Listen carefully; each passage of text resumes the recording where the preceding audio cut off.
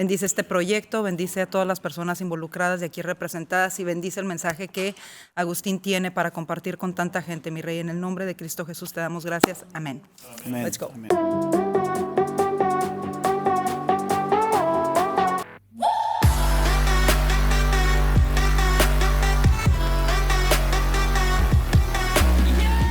Hola, ¿qué tal? Bienvenidos a nuestro primer programa, Karina Yapor, Fierce Talks, en donde tenemos el día de hoy a un invitado muy especial. Por supuesto que queremos llevarles conversaciones interesantes, atrevidas.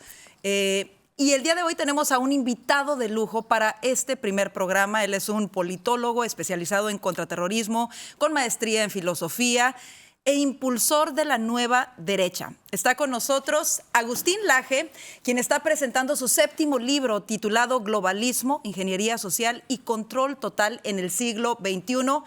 Qué honor tenerte con nosotros, Agustín, para este primer programa. Bienvenido. El honor es mío. Gracias por haberme invitado. Muchas Bienvenido. Estás presentando este libro, Globalismo, y la palabra globalismo suena muy bonita, sobre todo cuando se da en el marco de una retórica de alcanzar la unidad, la paz, la igualdad. Pero empecemos por esto muy básico. ¿Qué significa globalismo? Mira, globalismo es una palabra bastante nueva en el discurso político. Suena a una palabra un poquito más vieja, que es la de globalización, pero no es exactamente lo mismo. Buscando más o menos las transformaciones políticas, llego a esta palabra sobre todo por el tipo de discurso que tiene Donald Trump. Donald Trump es el que hace algunos años ha empezado a hablar de globalismo, y de globalismo han empezado a hablar otras fuerzas políticas en Europa y cada vez más también en Hispanoamérica. Entonces, investigando un poco la cuestión, lo primero que te diría es: no es lo mismo que globalización. Globalización es otra palabra, es distinta, que nace además en la década de 1980 en el marco de los estudios de la administración de empresas y la economía. Y es una palabra esencialmente económica. Globalización es una palabra económica. Refiere a la aceleración de los intercambios comerciales a nivel planetario. Por ejemplo, tocar un botón y poder mover tu capital desde los Estados Unidos a Alemania. Tocar otro botón y contratar a alguien que está ubicado en la India. Tocar otro botón y comprar mercadería que te la mandan en un barco desde la China. Eso es globalización. Globalismo es un concepto político, no económico. La diferencia entre el concepto político y el concepto económico es que el económico refiere a la forma en que se produce y se distribuye y se intercambia la riqueza, y el concepto político refiere a la forma en que son gobernados los hombres. Globalismo es una palabra que refiere a la manera en que somos gobernados. ¿Quién es el que gobierna? Es la gran interrogante atrás de la palabra globalismo. ¿Quién gobierna? ¿Es el Estado Nacional el que gobierna? ¿Es el político nacional el que gobierna? Bueno, la palabra globalismo nos remite a un poder que se está concentrando en organizaciones internacionales. Así es. Y ahí entramos en un dominio bien complicado, que es el de hablar de ciertos temas que las redes sociales censuran mucho, con lo cual yo voy a tener que autocensurarme un poquito en esta entrevista porque no quiero comprometer tus redes sociales.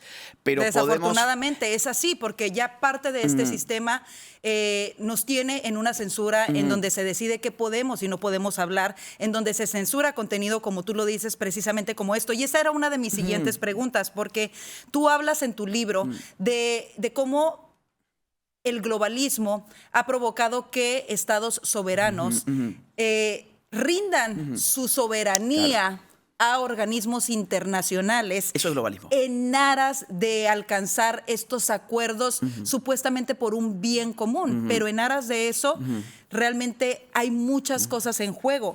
Sí. Cuéntanos esas cosas en juego y esas cosas que pierden realmente los estados soberanos. Mira, en primer lugar, lo que se pierde es la democracia. La democracia supone la existencia de un pueblo, de una nación.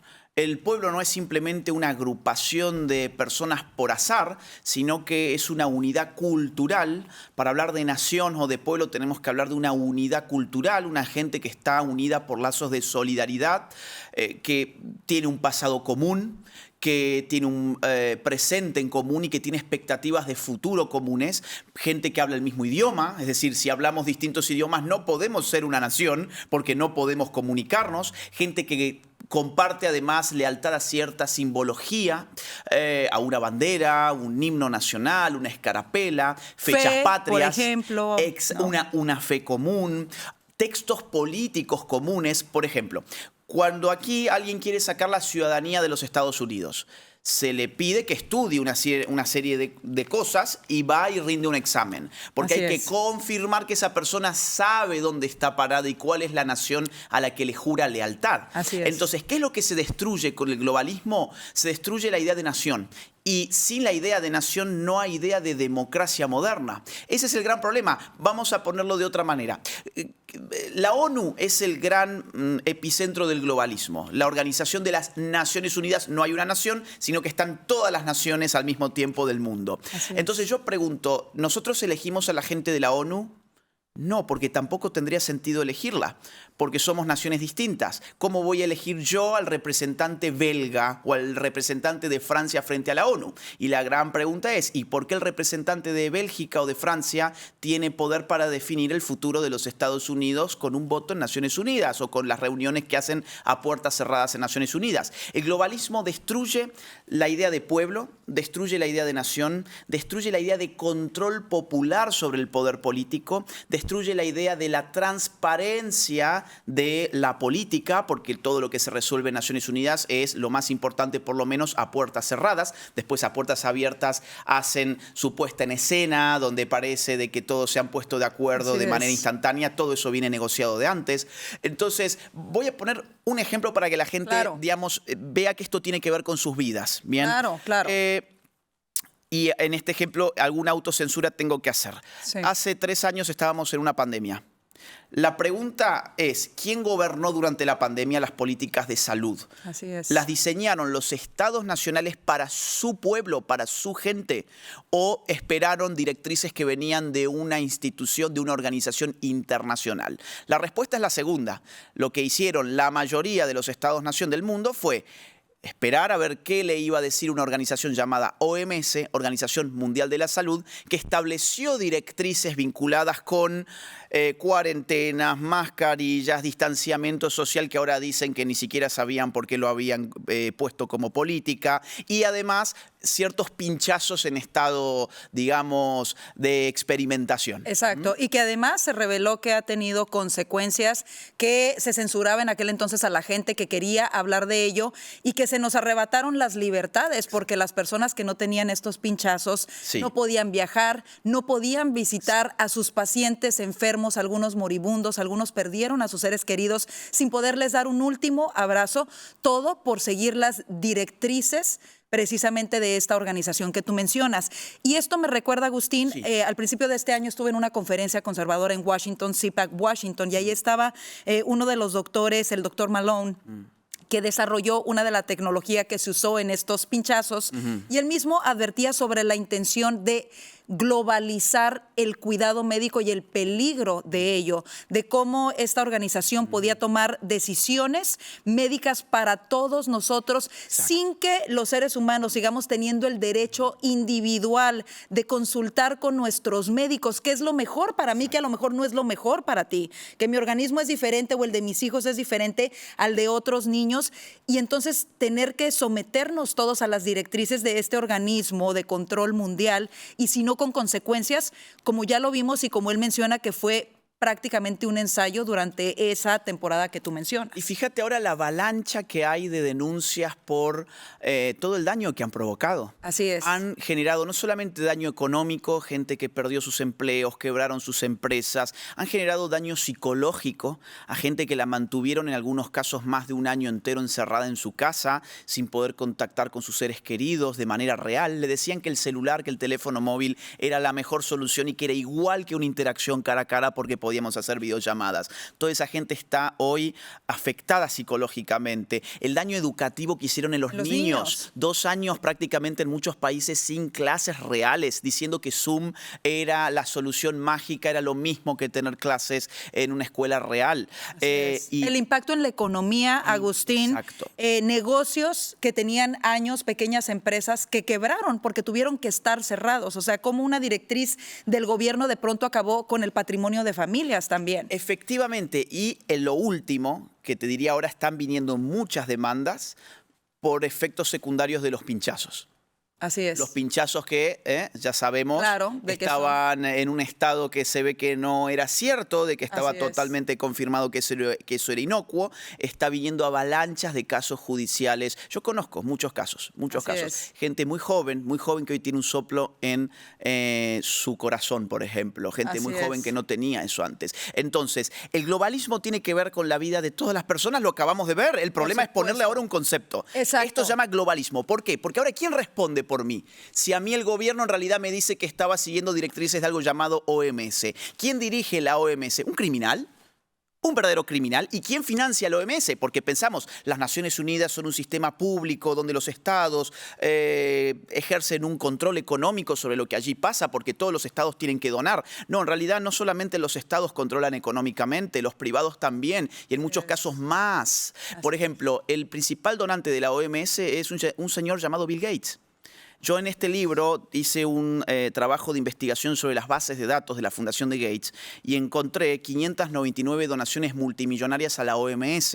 Estamos hablando de un privado que con su poder económico controla políticas sanitarias de la institución sanitaria más importante del mundo, habiéndole donado más dinero de lo que le puede haber donado Francia, Alemania, Rusia, Japón, Argentina, mi país, ni hablar. Entonces, fíjate vos el peligro, se está privatizando la política. Cuando se privatiza la política, significa que quien tiene más capital puede comprar esos organismos y esos organismos terminan bajando unas directrices que a su vez lo empapan todo, porque los medios de comunicación también siguieron con esa línea de aterrorizar a la gente, usaron el temor, salieron a perseguir en muchos países los periodistas a la gente y hoy se hacen los distraídos. Hoy los periodistas se hacen los distraídos, en muchos casos dicen qué horror lo que pasó durante la pandemia, que encerraron a la gente y ellos generaron ese clima terrorista. Así es, no, y desafortunadamente veíamos algunos canales, incluso de televisión, que estaban patrocinados sus programas y su contenido por las fábricas y las farmacéuticas que crearon esos pinchazos, o sea, en un claro conflicto de interés. ¿Cómo vas a reportar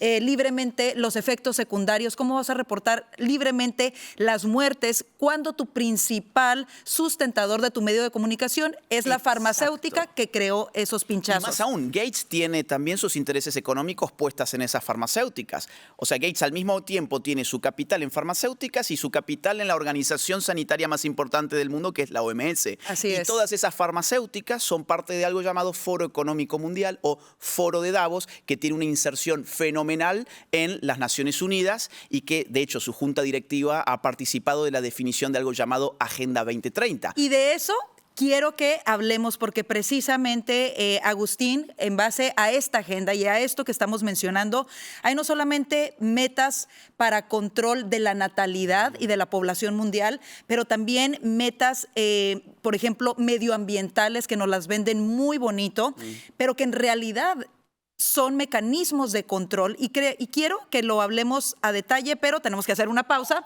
Vámonos rápidamente a la pausa, quédense con nosotros, estamos hablando con Agustín Laje sobre su libro Globalismo. Antes de que se retiren, queremos recordarles que pueden ver todo nuestro contenido a través de nuestra plataforma de YouTube y todas nuestras plataformas. Ahí encontrarán nuestro noticiero Voz News de lunes a viernes y también estamos disponibles no solamente en YouTube, en las plataformas de Roku, Fire TV. Y si aún no la tienen, vayan y descarguen el app de Voz en su celular, es gratis. De esta manera ustedes pueden tener información que verdaderamente representa sus valores sin censura.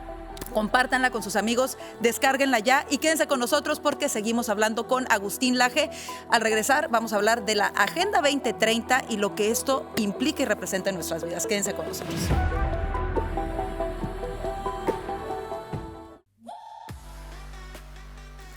Bueno, seguimos platicando con Agustín Laje sobre su libro Globalismo y tratando de entender cómo el globalismo realmente impacta la vida de todos nosotros. Agustín, nos fuimos a la pausa hablando de lo que es la Agenda 2030, que tiene metas fijas y que ahora al parecer no se van a cumplir y se sigue extendiendo. Platícame un poco, y bueno, obviamente a toda la gente que está con nosotros, ¿en qué consiste la Agenda 2030? Bueno, vamos a explicarlo al detalle porque el 99% de la gente no conoce algo llamado Agenda 2030 y sin embargo es la agenda de la humanidad según Naciones Unidas. La Agenda 2030 nace en el año 2015, son 17 objetivos y 169 metas que todas las naciones del mundo deberían aplicar. Ahora, su antecedente está en el año 2000. En el año 2000, Naciones Unidas sacó algo llamado la Agenda de los Objetivos del Desarrollo del Milenio. En ese momento eran 8 objetivos que debían cumplirse a más tardar para el año 2015. Como no llegaban a cumplirlos, ni estaban cerca de cumplirlos, en el año 2012, en Río +20, la ONU dice, oigan, esto no se va a cumplir, vamos a redefinir la agenda, vamos a cambiar esta agenda y la vamos a estirar al año 2030. Ahí apareció la Agenda 2030 con sus 17 objetivos y 169 metas. Esto es bien absurdo porque si no pudiste cumplir 8 objetivos, ¿por qué ahora das 17 y 169 metas? Esto es tan absurdo como que yo te diga, Karina, mi objetivo para el mes próximo es comprarme un Ferrari porque me encantan los Ferraris rojos. Y vos me decís, ¿y cuál es tu ingreso mensual? Y yo te digo, $1000 por mes. Y vos me decís, mira, tu objetivo está mal definido porque no vas a lograrlo, no es realista tu objetivo. Bien. Claro. Yo te digo, mira, Karina, vos tenés muy mal gusto porque el Ferrari rojo es muy lindo y yo lo voy a tener. Bien, llega fin de mes, nos volvemos a encontrar y vos me decís, ¿y cómo te fue con tu objetivo del Ferrari? ¿Lo pudiste comprar? Claro. Y yo te digo, no, ¿sabes qué? Tenías razón, yo no llegué a comprarlo. Ese objetivo estaba mal definido. Pero no te preocupes, ahora lo redefino y mi nuevo objetivo para el mes próximo va a ser comprarme la nave espacial que usa Elon Musk.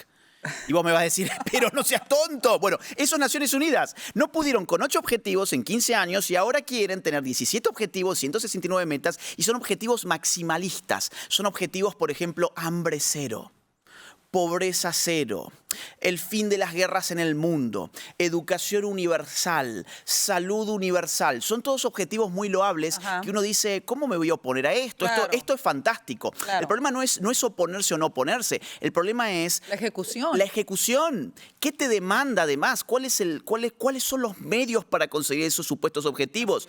Yo tengo la convicción de que estos objetivos y estas metas están diseñadas para fracasar. Ellos ponen objetivos elevadísimos, maximalistas, irreales, para que las naciones fracasen y cada cierta cantidad de años Naciones Unidas culpabilice a las naciones y diga, ustedes son los malos de la película, nosotros la ONU somos los buenos porque nosotros queríamos hambre cero, por lo tanto, claro, concédanos más poder y más recursos. Eso acaban de hacer el mes pasado, en septiembre. Se reunió la ONU y dijeron, miren, ¿saben qué? La Agenda 2030 no se va a cumplir tampoco. De hecho, estamos en casi todos los objetivos peor de lo que estábamos en el año 2015. Por ejemplo, hambre cero. Hoy hay más hambre que en el 2015. Claro. Por ejemplo, 0 guerras. Hoy hay más guerras que en el 2015. O, por ejemplo, educación universal. Bueno, hoy la educación está peor que en el 2015 después del efecto de la COVID-19. Entonces, ¿qué ha dicho Naciones Unidas? No se preocupen, todo esto no se va a cumplir para el 2030, pero ahora vamos a estirar los plazos hasta el 2045 y vamos a agregar más objetivos, más metas y ustedes dennos más poder. La Agenda 2030 entonces es una agenda globalista que sale de Naciones Unidas para someter política, económica y culturalmente a las naciones del mundo.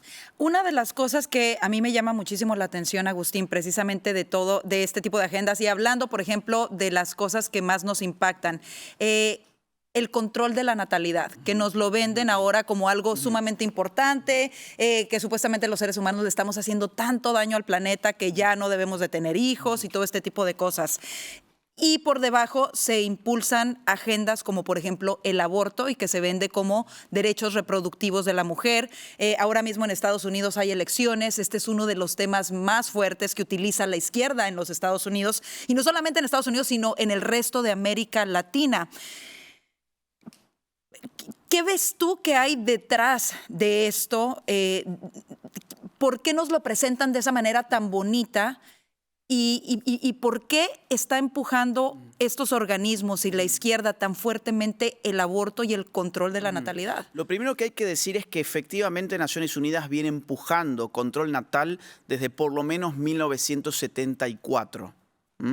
Es decir, esto para mucha gente suena a teoría de la conspiración, pero porque la gente ignora estos temas, porque además hemos sido adoctrinados en el colegio, en la universidad, en los medios, a creer que Naciones Unidas es un grupo de filántropos, son las mejores personas que puede haber en la Tierra y que están custodiando el interés público de algo llamado la humanidad. Sáquense un minuto de la cabeza eso y vamos a los datos. En el año 1965, Lyndon Johnson, presidente demócrata de los Estados Unidos por entonces, en Naciones Unidas, en el 25º 40º aniversario tomó el micrófono y dijo lo siguiente de manera textual: actuemos bajo el hecho de que menos de $5 invertidos en control de la población equivalen a más de $100 invertidos en desarrollo económico. ¿Qué significa esto? Miren, es mucho más barato evitar que los pobres se reproduzcan a sacarlos luego de nacidos de la pobreza.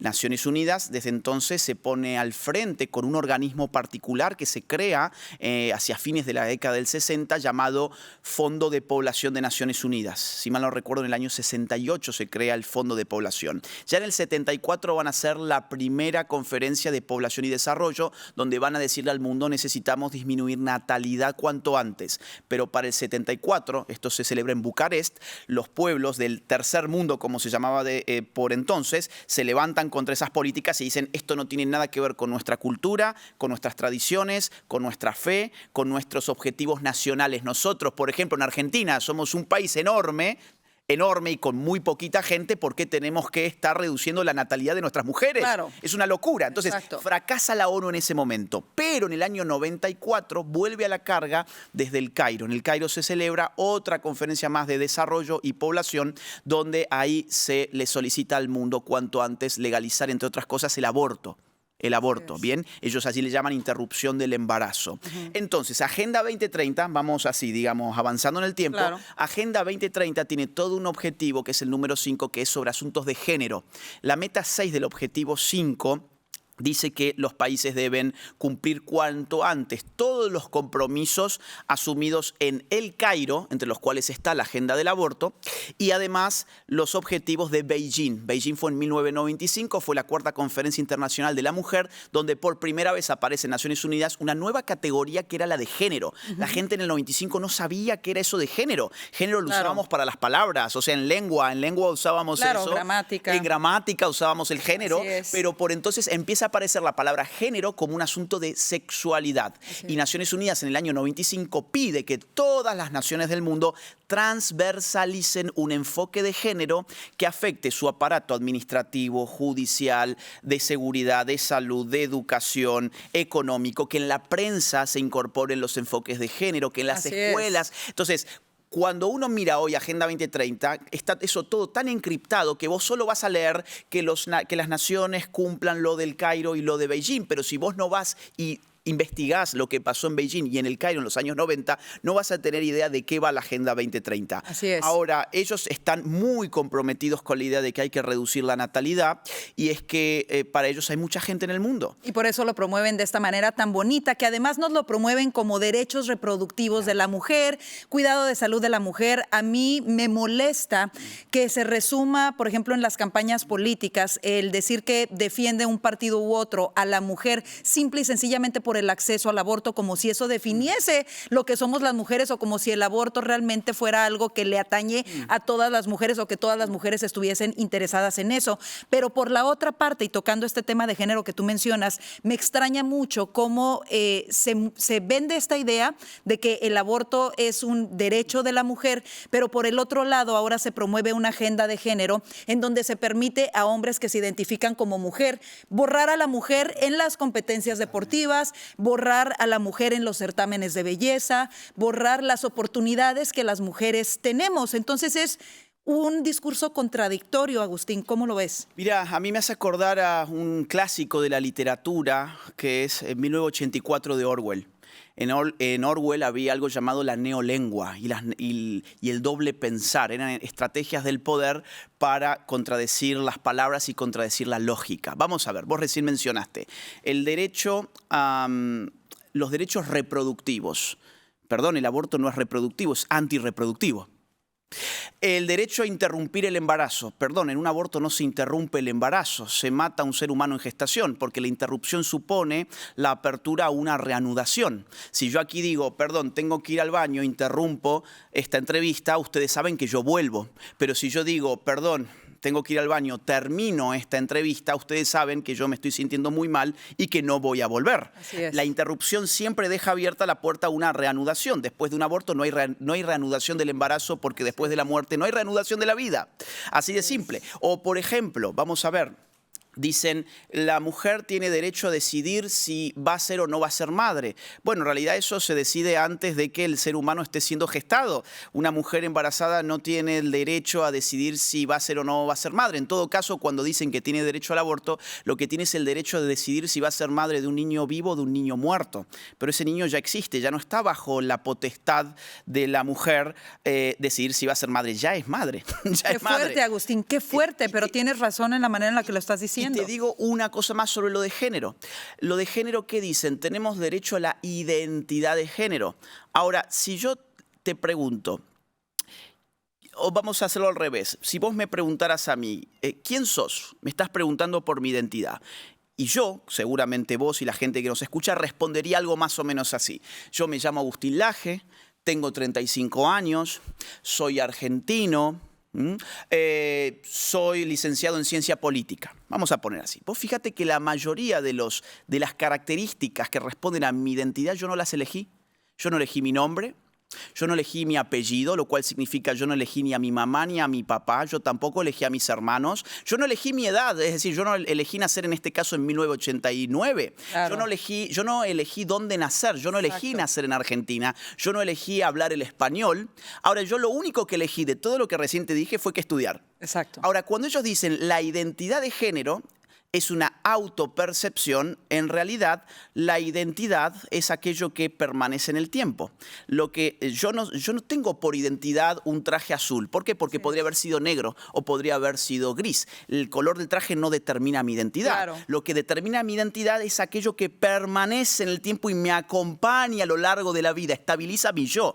Cuando esta gente dice hay derecho a la identidad de género, están haciendo una contradicción en los términos, porque el género se podría elegir, pero la identidad necesita algo realmente estable. Entonces, todo nuestro lenguaje hoy está dado vuelta. Así es. Todo el lenguaje está respondiendo exactamente a su contrario. Y en este específico, Agustín, que además vemos también que hay una agenda que lo impulsa demasiado a nivel global, hay muchas contradicciones y una de ellas es precisamente eso, ¿no? El respetar la autopercepción. El empujar ahora estos tratamientos de transición de género en niños. Y por una parte yo he escuchado mucho, o sea, como si el sexo de una persona no define la identidad de género, entonces porque una persona que se identifica con el género opuesto necesita cambiarse los genitales o hacerse mutilaciones, y esto no es definido por el sexo biológico de nacimiento, ¿no? Esa es una de las primeras contradicciones. Exacto. Si el sexo biológico no lo determina, entonces ¿por qué te lo tienes que cambiar cuando te autopercibes del género opuesto? Porque hay mucha plata atrás. Exactamente, exactamente. Yo estaba leyendo varios artículos y esta industria es una industria de miles de millones de dólares, porque las personas que se someten a este tipo de tratamientos van a ser clientes por el resto de su vida de las farmacéuticas para recibir los bloqueadores hormonales, que además tienen consecuencias que ni siquiera se alcanzan todavía a determinar por lo muy nuevos que son estos procedimientos. Y nuevo me refiero a décadas, ya hay unos que existen de décadas, se ha comprobado que pueden causar osteoporosis y otro tipo de cosas, y aún así en lugares como en los Estados Unidos, algunos estados como en Minnesota, se han llamado santuarios de estas operaciones además te la venden como de reafirmación de género. No estás reafirmando nada, le estás cambiando el género a una persona, pero la palabra la usan como reafirmación. Todo de es una género. neolengua, todo es una Así neolengua. Es decir, reafirmar tu género es mutilar tu cuerpo. Increíble. Ahora, terapia de transformación es si un psicólogo dice, mira, ¿sabes qué? Tu cuerpo no tiene ninguna falla, tenés un cuerpo excelente, tu cuerpo está sano, tu problema está En la mente. en la autopercepción. Disforia de género, que anteriormente esto se diagnosticaba hace Exacto. unas décadas como disforia de género y ahora no. Mira, vamos a datos que realmente impactan. En este país, en marzo de este año, una agencia de encuestas muy importante que se llama Gallup, una de las más Sí, importantes claro. del mundo, ha hecho una encuesta muy interesante porque querían medir la cantidad relativa de LGBT según cada estrato generacional. Según la edad de las personas, pertenecemos a una u otra generación. Yo, por ejemplo, todavía soy millennial, generación X, pero la gente de más edad en nuestra sociedad, la gente mayor, está dentro de una generación que se llama baby boomers. Sí. Los baby boomers, por ejemplo, según la encuesta Gallup en Estados Unidos, de marzo de este año, 2024, el 3% de esa generación se define LGBT. De mi generación, la X, el 9% se define LGBT. Ahora, de la generación Z, que es la generación adolescente en este momento, el 22,3% se define LGBT. ¿Qué significa esto? Y vamos conectando con otras cosas que hablamos antes. Significa que prácticamente un cuarto de los Estados Unidos al corto plazo no se va a reproducir. Así es. No solo por abortos, sino porque el tipo de identidad o de orientación sexual, que las venden además como identidades diversas y les llaman a constituir familias diversas, son todo menos diversidad. Ahí tenés otra neolengua. ¿Por qué? Porque en realidad la diversidad real es la que da vida. Hombre y mujer somos diversos y por eso estamos abiertos a la vida. Por eso el contacto sexual hombre-mujer potencialmente genera vida. Ahora, toda esta comunidad LGBT, vos le podés poner la cantidad de letras que vos quieras a esa sigla que cada vez se hace más larga, pero todos tienen algo en común, que es que el tipo de orientación u identidad sexual escogida no es reproductiva. ¿Por qué? Porque se trata de un contacto entre lo mismo, no entre lo diverso. ¿Dirías tú entonces que el impulsar la agenda LGBTQ detrás puede tener la intención de control de la natalidad también? Sin lugar a dudas. Es que ya lo estamos viendo. Un cuarto de las nuevas generaciones de este país dice tener una orientación o una identidad de género que no es reproductiva. Es decir, esto ya no es una especulación. Si vos esto me lo consultabas, por ejemplo, el año 2016 yo publiqué un libro sobre esto y todavía era una especulación porque no teníamos datos. Pero hoy ya no es una especulación. Estamos hablando de un mundo que va a tasas de natalidad negativas en Occidente. Es un Occidente que se está destruyendo a sí mismo, mientras sus enemigos sí se reproducen. Se fortalecen. Y se fortalecen. Esto tiene alcance geopolítico inmenso. Así es. Y de ese alcance quiero hablar, pero tenemos que hacer una pausa rápidamente, Agustín. Esto está buenísimo, no se muevan de ahí. Ustedes están en este programa Karina Yapor Fierce Talks, así como la que están escuchando de Agustín Laje. Al regreso vamos a hablar más de ello, pero antes queremos recordarle que todos nuestros podcasts ya están disponibles a través de su plataforma de podcast favorita. Vaya, ponga la palabra voz, ponga en este caso la palabra Karina Yapor Fierce Talks y encontrará todo nuestro contenido.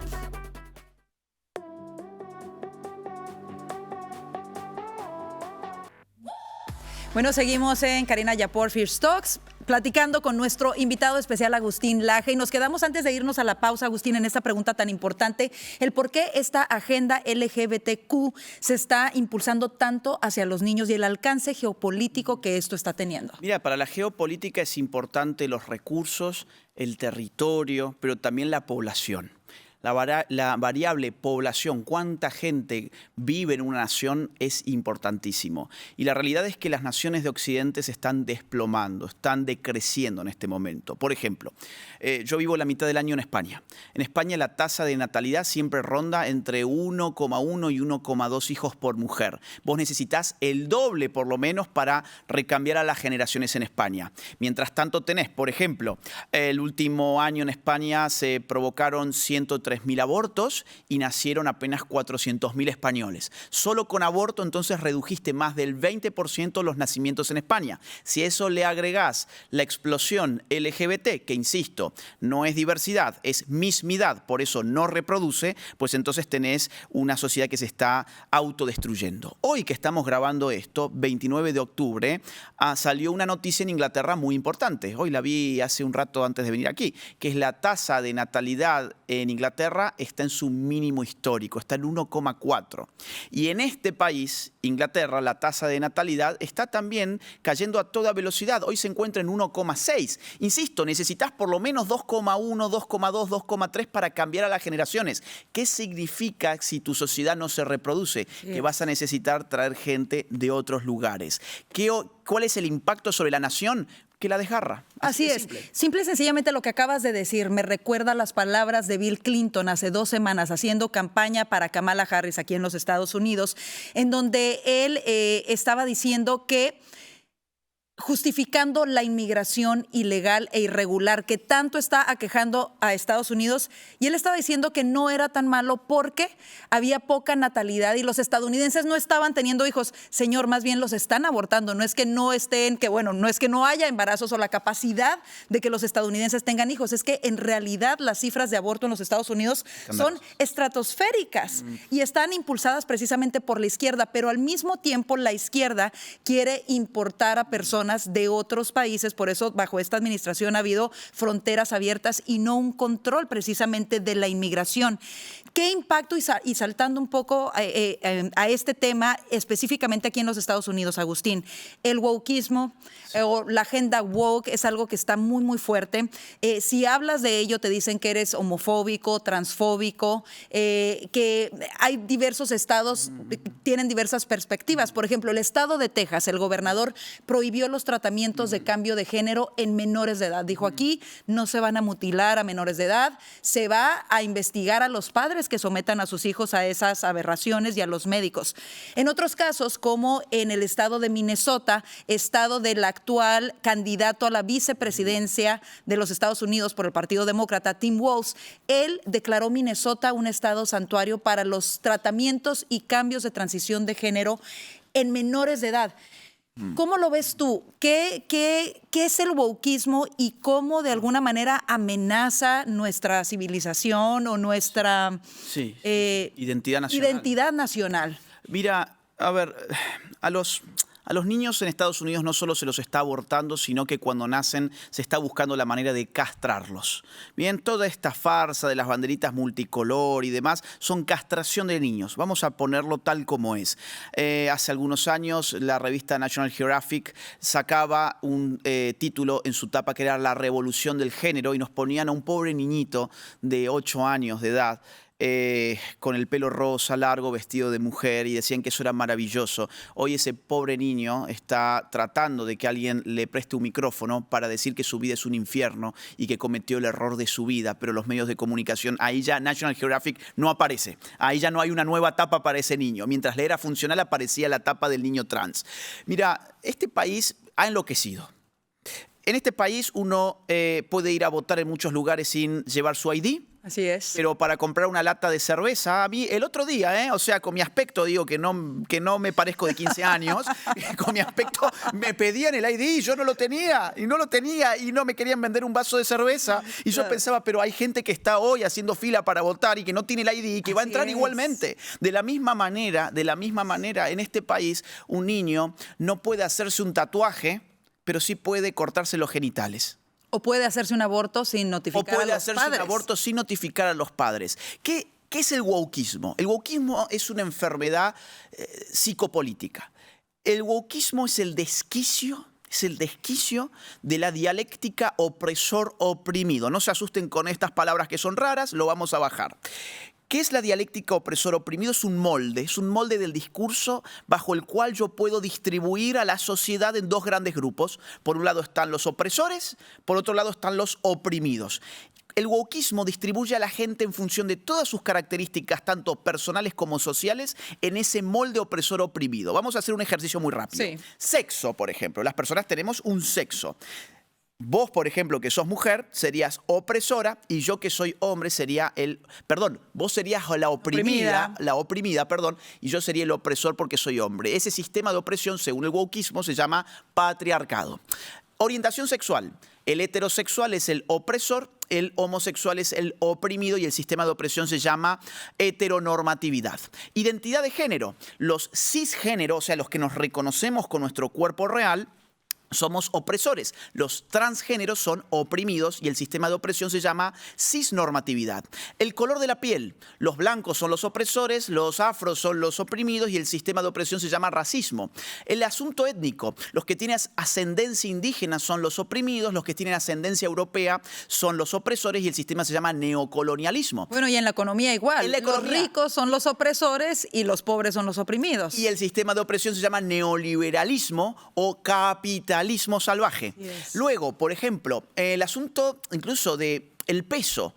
Los que están excedidos de peso son los oprimidos de los que tienen un peso normal, o los que son flacos, que son los opresores, y el sistema de opresión se llama gordofobia. En este país ya hay en universidades algo que llaman fat studies, los estudios de la gordura, donde promueven esa narrativa. O vamos incluso más allá, las personas según su cordura mental. Los que no tenemos problemas psiquiátricos seríamos opresores, los que tienen algún problema psiquiátrico serían oprimidos, y el sistema de opresión se llama capacitismo mental o capacitismo psiquiátrico. Y vamos un paso más allá todavía, un paso más allá.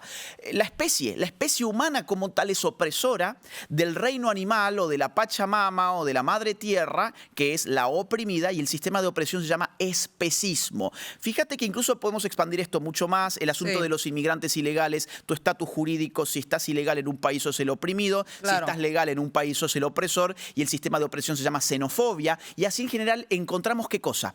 Una multiplicación de los conflictos políticos que ya no se dan entre el ciudadano y su Estado, al cual tiene que controlar a los políticos, sino que el conflicto político se sumerge en lo más íntimo de la sociedad civil. El conflicto político ataca a la familia por dentro, a la universidad, a la escuela, a la empresa, al club, al vecindario, a las relaciones de todos los días, porque es que en todos lados hay hombres, mujeres, hay homosexuales, heterosexuales, hay gente de color, hay gente blanca, y así en general. Entonces, el conflicto político, el wokismo, ¿qué hace? Genera una multiplicación de las contradicciones en el seno de una nación y la hace implosionar. Estados Unidos está implosionando por wokismo. Yo estoy completamente de acuerdo contigo. Cuando veo y analizo lo que ha sucedido en los Estados Unidos en los últimos años, a mí me parece una implosión. ¿Por qué? Porque la degeneración que está sufriendo Estados Unidos en este momento, que solía ser un país tan grande, un ejemplo de orden, de ley y orden para el resto del mundo, ahora ha decaído. Y no lo es más, y veo eso, y ha sido por decisiones que se han tomado al interior, por los últimos gobernantes que este país ha tenido, en donde se ha debilitado, por ejemplo, el ejército estadounidense, pero se ha fortalecido ejércitos de países enemigos, se ha fortalecido a un Irán, por ejemplo, cuando se le levantaron sanciones y se le permitió desarrollar más energía nuclear, donde se le permitió enriquecerse hace un año nada menos, y para poder seguir financiando a grupos terroristas, por ejemplo, como Hezbollah, como Hamas, y a la vez tienes esta retórica o este adoctrinamiento de los estudiantes en las mejores universidades, supuestamente del mundo y de los Estados Unidos, adoctrinándolos en contra de su propia nación, en contra de su propio país.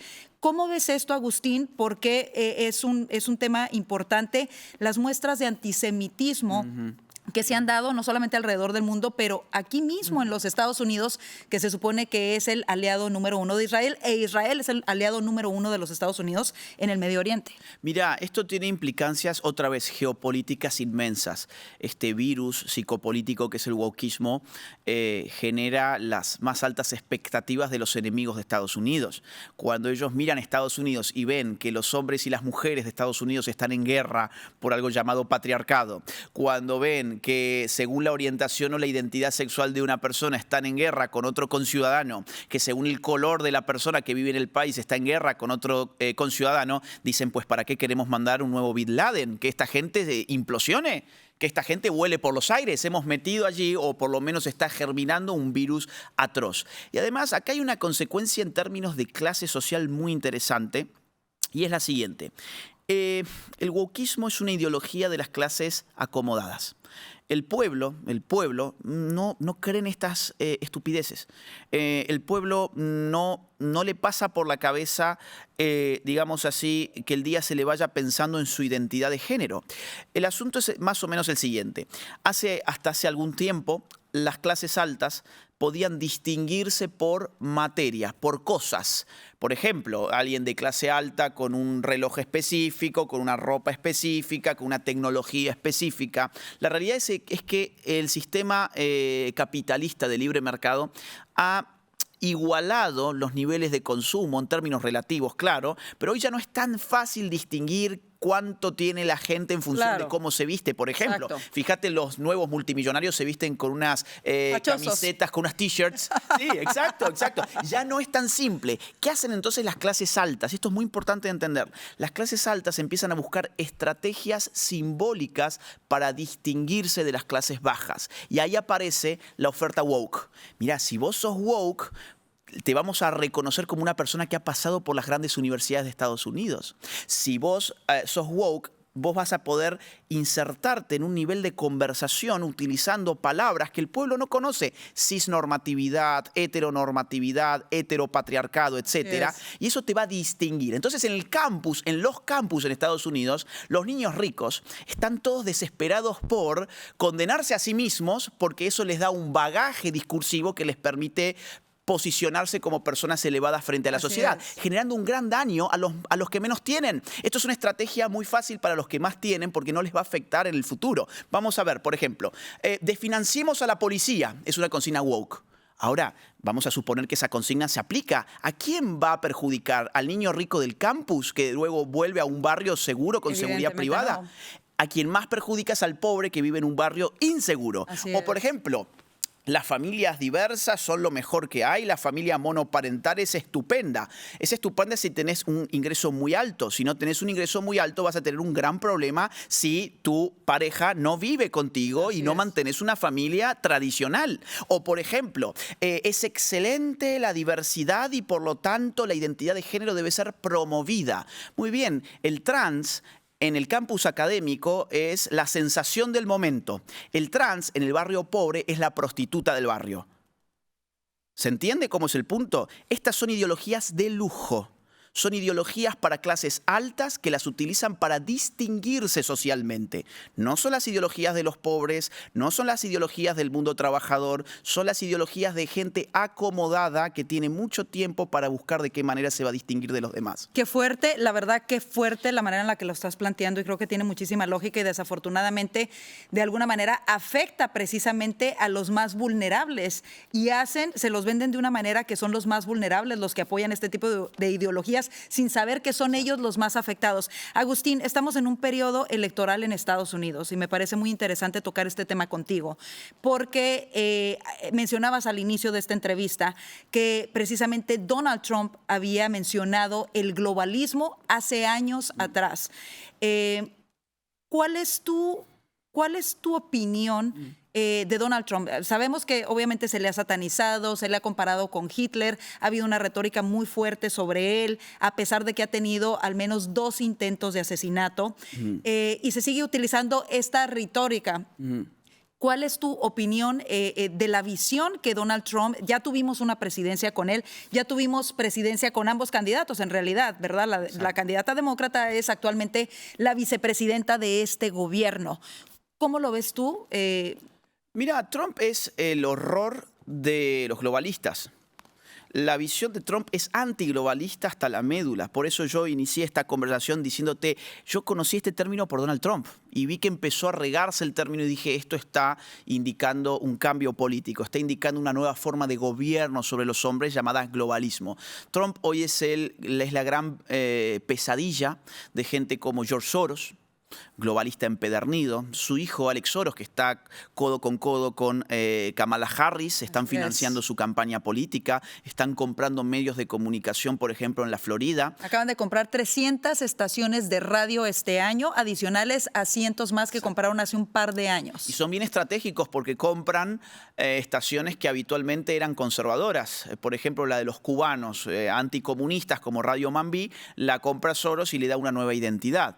Compran universidades también, compran departamentos dentro de universidades. En esto quiero hacer un paréntesis porque la gente piensa y se forma una opinión muy fuerte y ellos piensan que tienen libertad de pensamiento y no se dan cuenta que en realidad ese pensamiento lo formulan en base a lo que reciben y alguien más está controlando lo que reciben a través de los medios tradicionales de comunicación, a través de este movimiento de, por ejemplo, George Soros comprando masivamente este tipo de estaciones. Una cosa que me llamó mucho mucho la atención es que la agencia la FCC, reguladora de comunicaciones en Estados Unidos, aprobó generalmente este proceso de compra de medios de comunicación. Se tarda un año porque tienen que revisar que no represente un daño, que no se va a esparcir información que pueda causar un daño a la nación. En este caso, en el caso de George Soros y esta reciente compra, decidieron saltarse eso y aprobar la compra de 300 estaciones de radio que, como lo dices tú, de alguna manera pareciera que busca silenciar las voces conservadoras. Exactamente, y luego hay también otros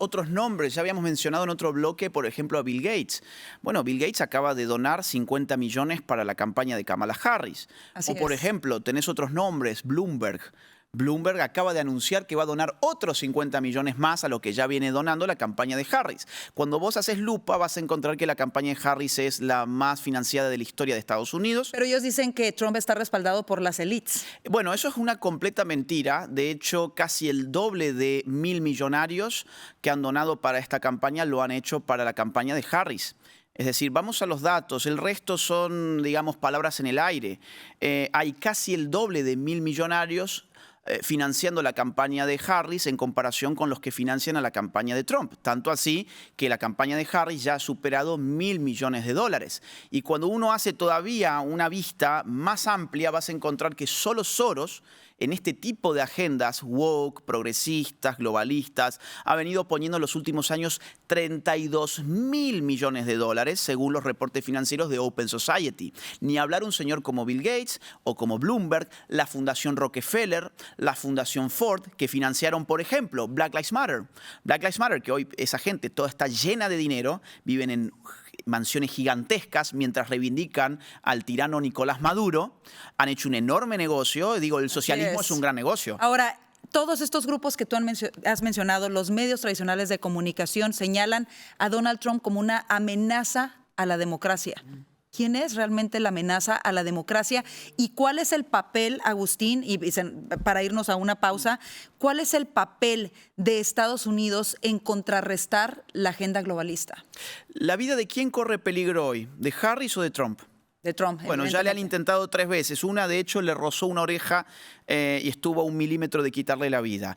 ¿Y en serio nos vamos a creer que el peligro para la democracia es Donald Trump? O sea, somos tan tontos para estar viendo cómo las balas le silban por el oído y nosotros terminamos creyendo que la amenaza para la democracia es un señor que simplemente es candidato, que ya ha sido presidente 4 años antes. Nos dijeron que iba a traer la Tercera Guerra Mundial. Al revés, el mundo estuvo más pacífico, quiero decir, que nunca.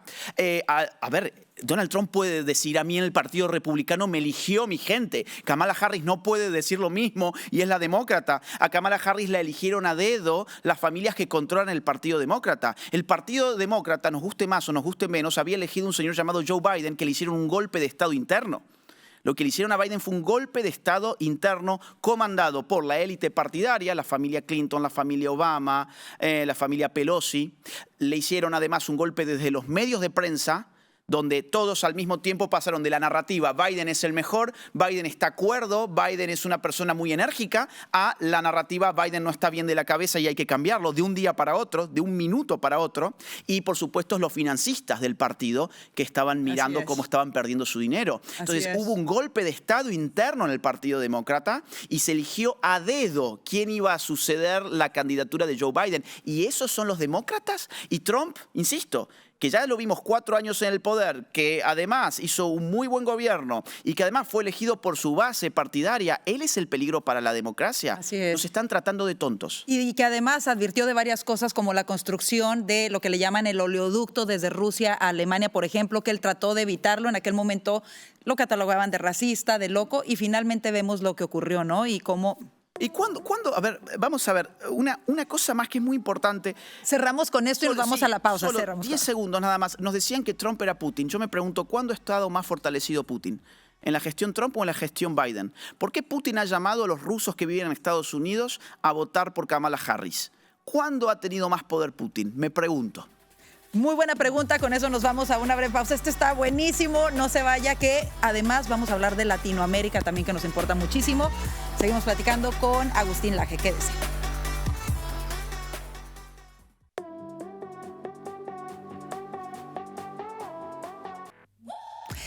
Seguimos conversando con Agustín Laje. Esta plática está sumamente interesante y un tema que no podemos dejar de mencionar, obviamente, como latinoamericanos, es América Latina y la situación en la que se encuentra América Latina ahora mismo. Hemos visto que varios países de Latinoamérica se han decidido ir hacia la izquierda. Sin embargo, vemos en tu país precisamente esperanza, ¿no? Ahora con Javier Milei, un libertario que tiene unas ideas revolucionarias para tratar de rescatar a Argentina de la crisis en la que se había sumido en las últimas décadas.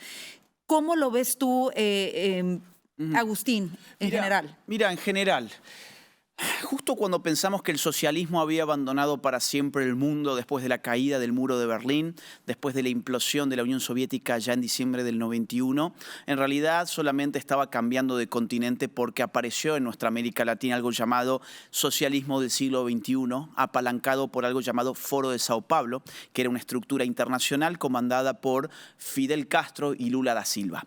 De ese foro de Sao Paulo va a salir la primera ola del socialismo del siglo XXI, entre los años 90 y más o menos el año 2014.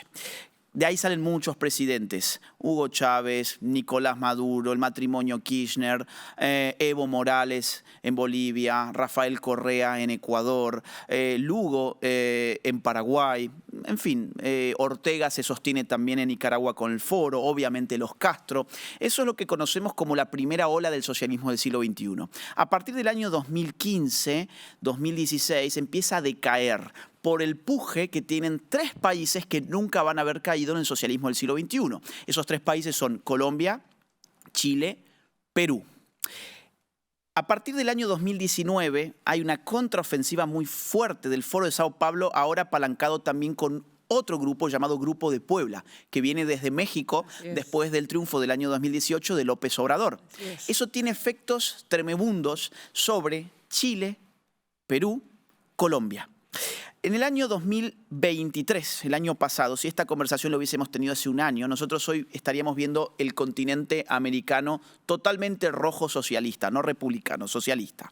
Y con excepciones muy escasas. Por ejemplo, veríamos que no ha caído en el socialismo desde el siglo XXI Paraguay, Uruguay, que ya está cayendo de nuevo, lamentablemente. Veríamos a Costa Rica, veríamos a El Salvador y quizás Guatemala. Eso solo no había caído para el año pasado en el socialismo del siglo XXI. Ahora, en noviembre del año pasado, apareció algo nuevo, que fue la victoria de Javier Milei en Argentina.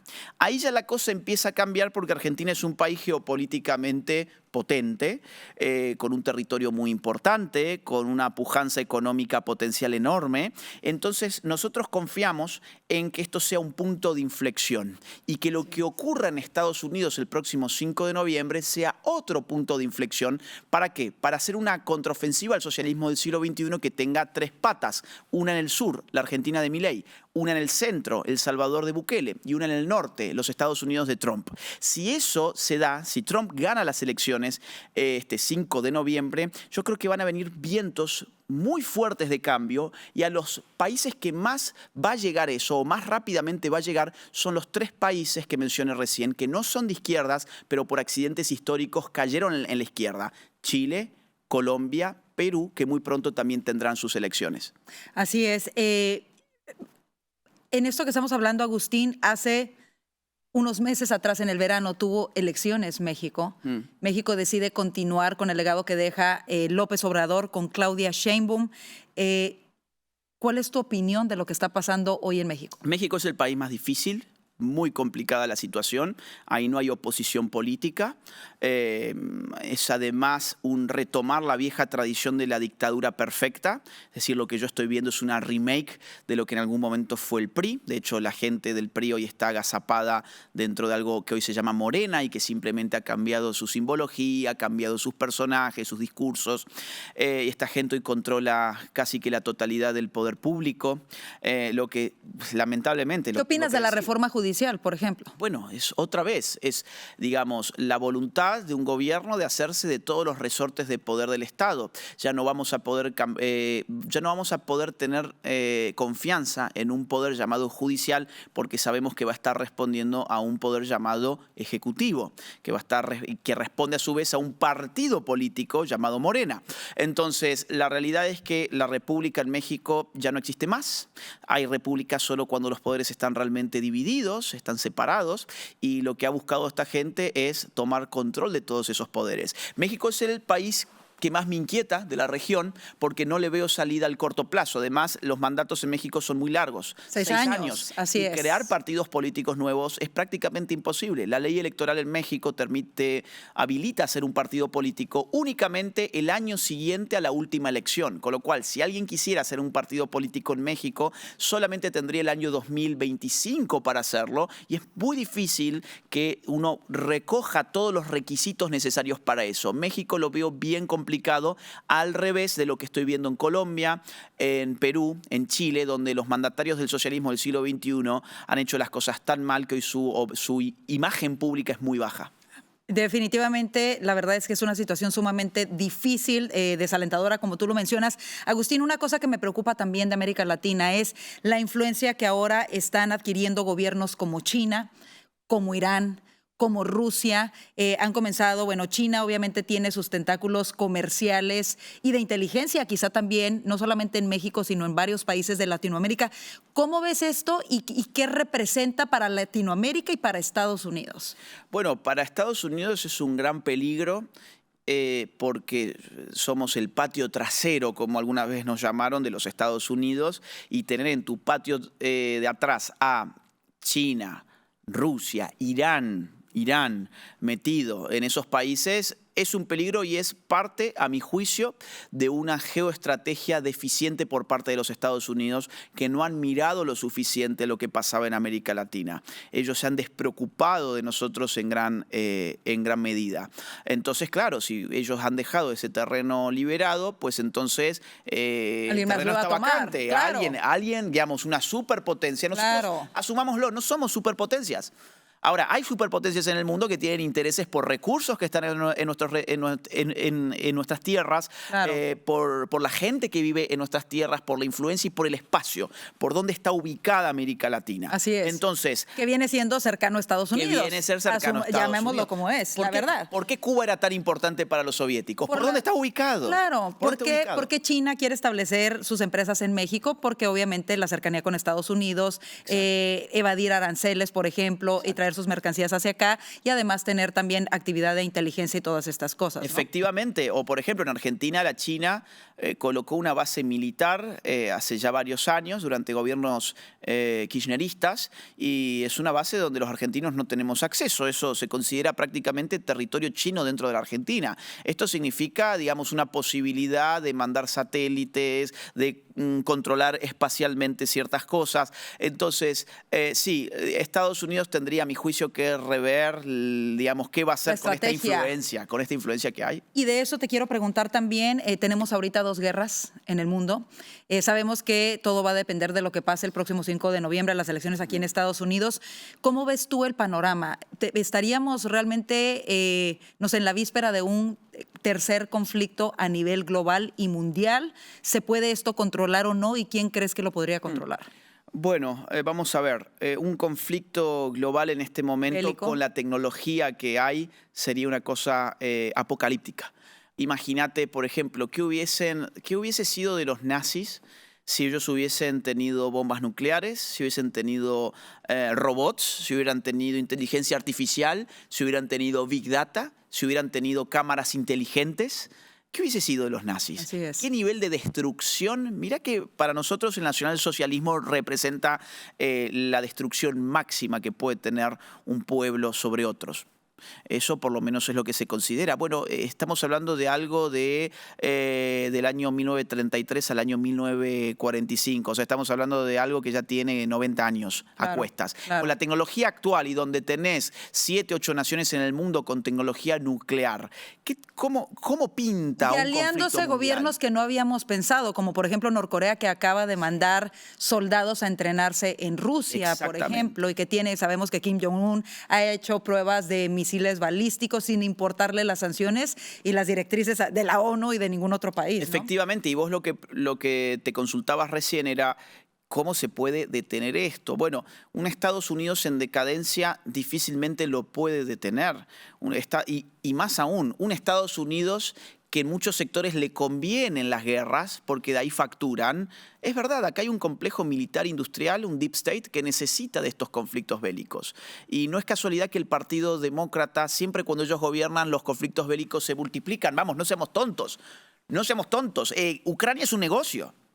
Ucrania es un negocio. Entonces, Donald Trump, quien no tuvo guerras, quien no inició guerras durante 4 años, a mí me parece que en términos de realpolitik, en términos de lo que uno puede escoger hoy en Estados Unidos, o Trump o Harris, Donald Trump es un hombre fuerte, respetado por las naciones más complicadas, es decir, Donald Trump desarmó a potencias nucleares en su momento y es quien podría, yo creo, llevar adelante un Estados Unidos que haga de un árbitro concluyente. Esto se termina acá. Bien, entonces también lo que estamos votando, o lo que ustedes estarán votando el 5 de noviembre es la paz. Los conflictos en otras partes del mundo. Definitivamente, completamente de acuerdo, Agustín. Tenemos ese peso, los que podemos votar aquí en los Estados Unidos, y tenemos que analizarlo muy bien. Antes de terminar, voy a darte algunos nombres y quiero que me describas lo primero que se te viene a la mente con una frase cortita de cada uno de estos nombres, ¿vale? Comenzamos con Donald Trump. Esperanza. Kamala Harris. Globalismo. George Soros. Mesiánico. Elon Musk. Libertad de expresión. Claudia Sheinbaum. Tiranía encubierta. Javier Milei. Libertad. Nicolás Maduro. Asesino. Gustavo Petro. Terrorista. Lula da Silva. Corrupto. Bill Gates. Peligro para la humanidad. Jeff Bezos. Otro mesiánico, otro falso mesías. Agustín Laje, qué gustazo haberte tenido en este primer programa. Gracias, gracias de verdad. Lo he disfrutado muchísimo. Espero que se repita esta visita porque nos brindas luz sobre muchas cosas en las que necesitamos como humanidad poner atención. Necesitamos como latinos de verdad, hispanoparlantes, poner atención en todos estos temas, y sé que también lo haces muy bien, lo recordamos a través de tu libro Globalismo. Gracias de verdad. La gente me imagino que lo puede comprar por cualquier plataforma, lo puede encontrar en Amazon, lo puede encontrar en Busca Libre, que llega a muchos países también, y en las principales librerías locales. Es decir, ya la gente tiene tantas opciones para comprar un libro que solamente hay que tomar la decisión, comprarlo y no tenerlo ahí como adorno. Léanlo, difúndanlo, coméntenlo en familia, con amigos. Es decir, es una investigación importante que la gente merece saber muchas cosas que están acá. Y yo te agradezco muchísimo. Ha sido para mí un honor inaugurar este podcast. Le pedimos además a la gente, esto se lo pido yo, que difundan estos materiales. Si les gustan estos materiales, ayuden a difundirlos. Y bueno, y todo el éxito del mundo para lo que viene. Gracias, muchísimas gracias, Agustín. El honor es mío haberte tenido como primer invitado de este programa. Que Dios te siga usando donde quiera que vayas. Amén. Y espero tener muchos más encuentros contigo para que ayudemos a nuestra gente a reflexionar sobre las cosas que nos impactan a todos. Así será. Bendiciones. Bueno, gracias.